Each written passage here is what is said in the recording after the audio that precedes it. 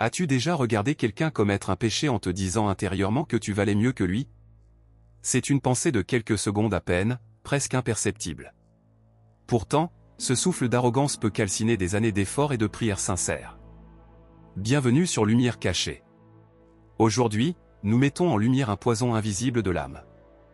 Les grands savants de notre tradition ont toujours redouté à l'UJB, cette autosatisfaction spirituelle qui s'installe en douceur.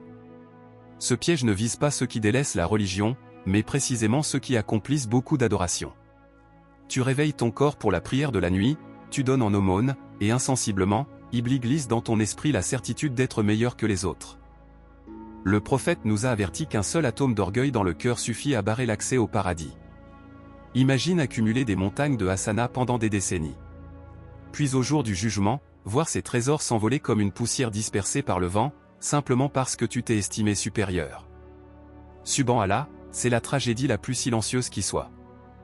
Médite un instant sur cette vérité. Un pécheur brisé qui pleure ses fautes au milieu de la nuit, le cœur rempli d'humilité et de honte devant son Créateur, est souvent plus proche d'Allah qu'un adorateur suffisant qui contemple ses bonnes actions avec vanité. L'un s'élève par la faiblesse reconnue, l'autre s'effondre par la fierté dissimulée. Comment déceler ce mal dans ton quotidien?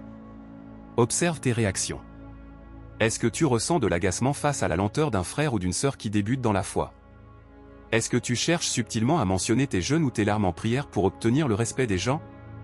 Quand nous oublions que chaque bonne action est une grâce accordée par Allah et non un mérite personnel, l'arrogance prend racine.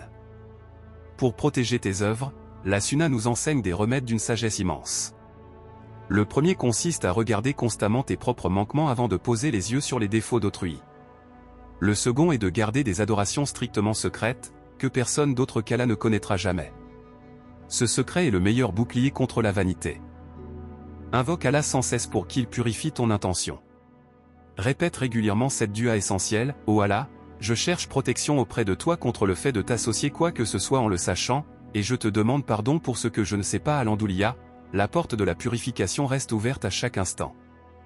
Ce rappel n'est pas là pour te faire douter de la bonté de tes actes, mais pour t'aider à les préserver comme des joyaux inestimables. L'humilité est la plus belle parure du croyant. As-tu déjà ressenti ce combat intérieur contre l'orgueil après une bonne action? Dis-le nous en commentaire et partage cette vidéo à un proche pour protéger nos cœurs ensemble.